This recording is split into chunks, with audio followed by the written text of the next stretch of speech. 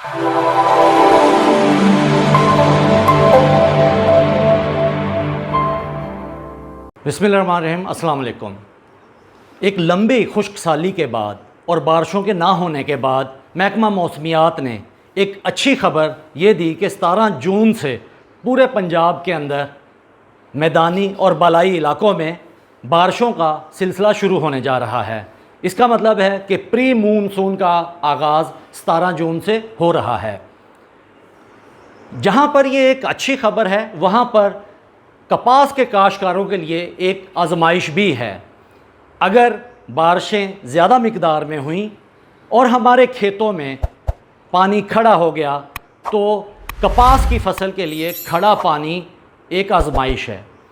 किसी भी कपास के खेत में, ख्वाह वो कपास के पौधे किसी भी स्टेज पर हों, अगर 48 घंटे के लिए पानी खड़ा रह जाए तो वो फसल ख़त्म हो जाती है। मैं आपके साथ बारिशों के बाद अगर खेत में पानी खड़ा हो जाए तो हमें बहैसियत कपास के काश्तकार क्या करना चाहिए इसके बारे में बात करूंगा। सबसे पहले तो हमने ये देखना है कि अगर हमारे खेत में बारिशों के बाद पानी खड़ा हो गया है, हमने कोशिश करनी है कि 24 घंटे के अंदर अंदर उस पानी को ड्रेन करें, उस पानी को अपने खेत से हम निकालें। उसके लिए हमें खेत में मुख्तलिफ़ जगहों से बनने या खाले वो वहाँ पर जगह बनाकर पानी को खेत से निकालना हमारी पहली तरजीह है। लेकिन अगर फसल की हाइट बड़ी है, फसल इस वक्त फूल गुड्डी और टींडों पर मौजूद है और हमारे खेत से पानी निकालना आसान नहीं है, तो उसके लिए हमें क्या करना चाहिए? उसके लिए हमें फ़ौरन बारिशें रुकने के बाद अगर खेत में पानी खड़ा है तो सबसे पहला काम हमें ये करना है कि फ़ी एकड़ 2 बैग्स शेरू हमें छटा करना है। शेरू के अंदर जो एलिमेंट्स मौजूद हैं वो खड़े पानी को फ़ौरन जज़्ब कर लेंगे और 48 घंटे के अंदर हमें उस खेत में, कपास के खेत में पानी बिल्कुल नज़र नहीं आएगा और इस तरह हमारी फसल बच जाएगी। नंबर 2, अगर हमारी फसल छोटे कद की है और पौधे छोटे हैं और पानी खेत से निकालना बहुत मुश्किल है तो फिर हमें फ़ौरन ये चाहिए कि हम फ़ी एकड़ 1 से 2 बोरी यूरिया खाद का छटा कर दें। यूरिया खाद छटा करने से हमें 3 फ़वाइद हासिल होंगे। नंबर 1, हमारे खेत से पानी जल्द इवेपोरेट होकर ख़त्म हो जाएगा, इवेपोरेशन के ज़रिए ख़त्म हो जाएगा। नंबर 2, कुछ खुराकी अज्जा जो ज़मीन में पानी जज़्ब होगा, उस जज़्ब पानी के साथ खुराक भी पौधों की जड़ों को मुयस्सर आएगी और खुराक की कमी नहीं रहेगी और पौधे पिलाहट पकड़ने से, पीले होने से बच जाएंगे और अपनी बढ़ोतरी जारी रखेंगे।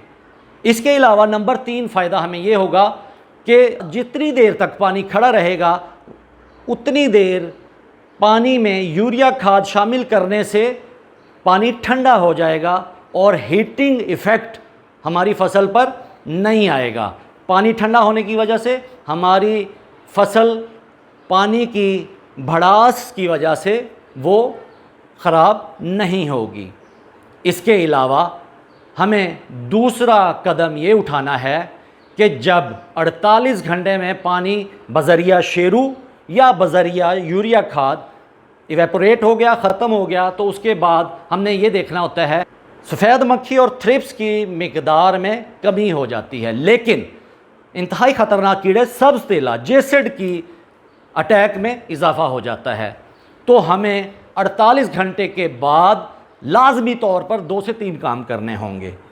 पानी ख़त्म करने के बाद 48 घंटे में हमें कोशिश करनी है कि हम स्प्रे के अंदर सब्ज़ तेले का जहर ज़रूर मिक्स करें क्योंकि सब्ज़ तेले का हमला शिद्दत इख्तियार करेगा।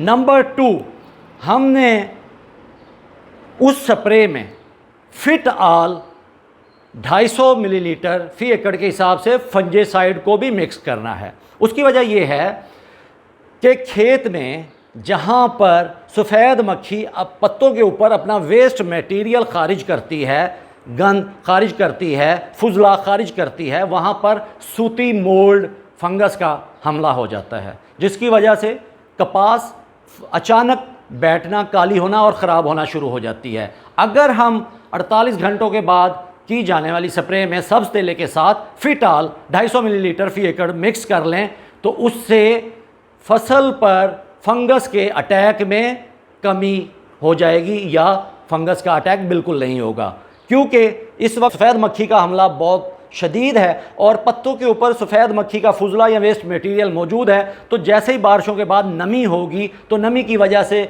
उस फुजले के ऊपर सूती मोल्ड के हमले की वजह से फसल फंगस के हमले में आ जाएगी। और अगर हम फिटाल और सब्ज़ तेले का स्प्रे कर देते हैं तो उससे फंगल अटैक से भी महफूज रहेगी और सब्ज़ तेले के हमले से भी बची रहेगी। नंबर 3, एक अहम तरीन काम हमने ये करना है, बारिश के पानी में याद रखिए कि नाइट्रिक एसिड की मिकदार बहुत ज़्यादा होती है। उस नाइट्रिक एसिड की वजह से, उस तेज़ाबी पानी की वजह से फसल डैमेज होने का ख़तरा होता है, तो सफोकेशन होने का ख़तरा होता है। तो बारिश के पानी को ड्रेन करने के बाद, निकालने के बाद, अगर तो बारिश का पानी यूरिया या शेरू के 2 बैग्स छटा करने से ख़त्म हो जाए, वेपोरेट हो जाए तो वेल एंड गुड। अगर हम पानी को ड्रेन कर रहे हैं, खेत में से निकाल रहे हैं, तो उस पानी को निकालने के फ़ौरन बाद पीछे से हमें नहरी पानी हल्का सा लगाना होता है और उस नहरी पानी को जो हमने लगाया है उसको भी हमने फ़ौरन ड्रेन कर देना होता है। आप यूँ कह सकते हैं